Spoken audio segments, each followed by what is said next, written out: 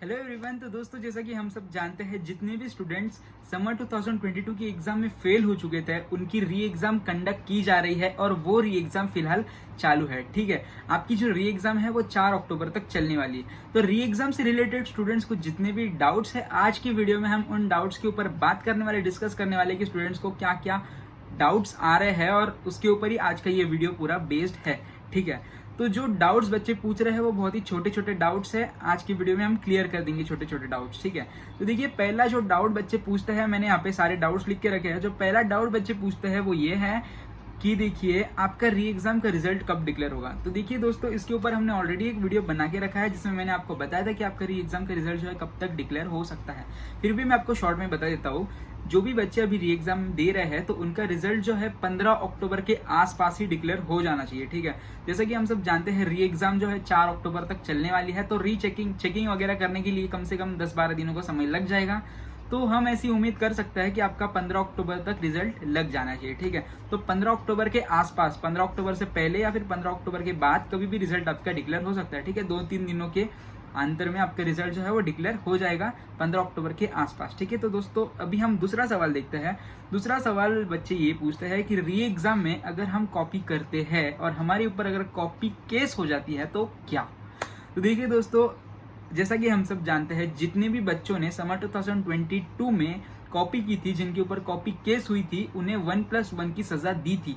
But MSBT की website के ऊपर एक नया GR आया था, उसमें सब बताया था कि जितने भी बच्चों ने कॉपी की है उनको अभी 1+0 की पनिशमेंट दी है। तो 1+1 1+0 मैंने आपको ऑलरेडी पिछले वीडियोस में बता के रखा है कि 1+1 1+0 क्या होता है। ठीक है, इन शॉर्ट मैं आपको फिर से एक बार बता देता हूँ कि अगर आप अभी री एग्जाम में कॉपी करते हो और आपके ऊपर अगर कॉपी केस होती है तो आपको 1+1 की पनिशमेंट दी जाएगी। 1+1 यानी कि री एग्जाम में जितने भी सब्जेक्ट्स आपने दिए वो सारे तो आपके बैक हो ही जाएंगे, यानी कि उन सब सब्जेक्ट में आप फेल हो जाओगे और प्रैक्टिकल में भी फेल हो जाओगे। ठीक है, ये सेमेस्टर में आप जितने भी प्रैक्टिकल दे रहे हो वो सारे प्रैक्टिकल में फेल हो जाओगे और जो विंटर 2022 की जो एग्जाम है उसमें भी आप फेल हो जाओगे। ठीक है, यानी कि उसमें भी आप एग्जाम फॉर्म नहीं फिल कर पाओगे, यानी कि विंटर 2022 में भी आप एग्जाम फॉर्म नहीं फिल कर पाओगे।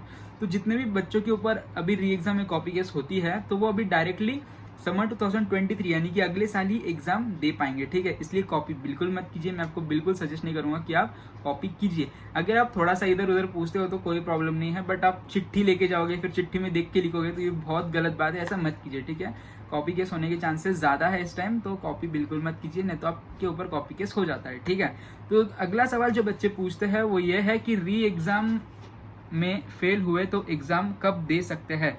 ठीक है, तो जैसा कि मैंने अभी आपको कहा कि अगर आप री एग्जाम में फेल हो जाते हो तो आप विंटर 2022 में भी एग्जाम दे सकते हो, नो प्रॉब्लम। ठीक है, अगर अभी आप री एग्जाम में फेल हो जाते हो तो आप विंटर 2022 में एग्जाम दे सकते हो, बट री एग्जाम में अगर आपके ऊपर कॉपी केस हो जाता है तो आपको समर 2023 में ही एग्जाम दे सकते हो। ठीक है, तो फेल हो जाते तो कोई बात नहीं, अगर विंटर 2022 में आप एग्जाम दे पाओगे। ठीक है, तो ये 3 सवाल हमने देख लिए। अभी अगला सवाल जो बच्चे पूछते हैं, कुछ भी लिखा तो मार्क्स मिलेंगे क्या। ठीक है, ठीक। तो दोस्तों, जैसा कि आप सब जानते होंगे, अगर आप मेरे वीडियोस रेगुलरली देखते होंगे तो जितने भी वीडियोस है एग्जाम मतलब स्टडी टिप्स से रिलेटेड, मैंने आपको उसमें कहा है कि आपको एग्जाम में भर भर के आंसर्स लिखने हैं।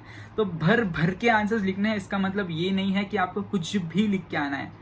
एक बच्चे ने ऐसा सवाल पूछा है कि हम अगर कुछ भी लिखेंगे तो हमें मार्क्स मिलेंगे।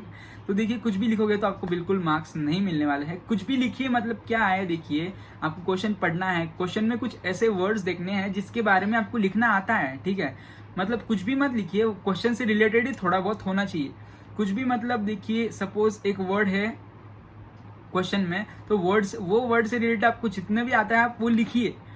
अगर आपको क्वेश्चन का आंसर नहीं आता है तो कोई बात नहीं, एक वर्ड का मतलब तो आपको पता होगा, है ना। सपोज एक क्वेश्चन में आपका MSBT ऐसा वर्ड आया, तो MSBT के ऊपर आपको जितना मालूम है आप लिख सकते हो। ठीक है, ऐसा कुछ भी नहीं लिखना है। ठीक है, मतलब आपको मैंगो के बारे में पूछा है और आप एप्पल के बारे में लिख रहे हो तो ऐसा नहीं करना है। ठीक है, जिसके बारे में पूछा है वही लिखिए, उसमें कीवर्ड्स ढूंढिए कि आपको कौन से वर्ड का आप लिख सकते हो ज्यादा, वो वर्ड के ऊपर आप ज्यादा फोकस कीजिए। देखिए, आपके स्टार्टिंग के 2-3 पॉइंट्स जो है वो पूरे मतलब 100% एक्यूरेट होने चाहिए, फिर आप बाद में कुछ भी मतलब एक वर्ड से रिलेटेड लिखोगे तभी भी चलेगा। कुछ भी मतलब आपको कुछ भी नहीं लिखना है, क्वेश्चन से रिलेटेड ही लिखना है, ठीक है। भर भर के आंसर मतलब क्वेश्चन से रिलेटेड ही आपको लिखने हैं, 2-3 पेजेस जितना भी आप लिखना चाहो, ठीक है। मैक्सिमम 2 पेजेस आप लिख सकते हो, ठीक है। एग्जाम में मैक्सिमम आपको 2 पेजेस लिखने हैं, जिससे कि आपको पूरे 6 मार्क्स मिल सकते हैं। पूरे 6 मार्क्स नहीं मिलेंगे, 4, 4.5, 5 मार्क्स भी हमारे लिए बहुत है, ठीक है। तो कुछ भी मत लिखिए, क्वेश्चन से रिलेटेड लिखिए, ठीक है।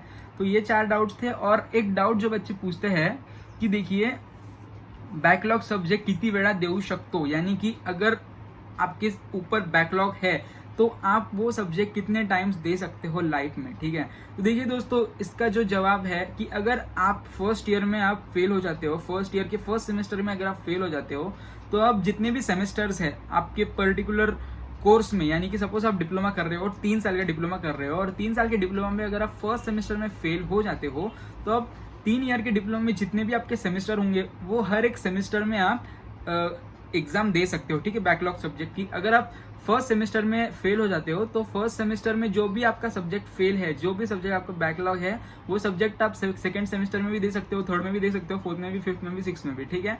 इन सारे सेमेस्टर्स में आप सब्जेक्ट देख सकते हो, ठीक है, जो भी आपका बैकलॉग सब्जेक्ट है। तो दोस्तों ये सारे डाउट्स थे जो बच्चे पूछ रहे थे, ठीक है। दोस्तों अगर आपको और भी कुछ डाउट्स होंगे तो आप कमेंट सेक्शन में जाके बता सकते हो, मैं उसके ऊपर भी वीडियो जल्द ही लेके आऊंगा, ठीक है। आपके अगर आज की वीडियो में डाउट्स क्लियर हो चुके होंगे तो वीडियो को जरूर लाइक कीजिए। चैनल पे फर्स्ट टाइम आया तो चैनल को सब्सक्राइब कर दीजिए। आने वाली अपडेट्स आपको चैनल पे मिलती रहेगी, तो आप चैनल को सब्सक्राइब कर दीजिए। Thank you.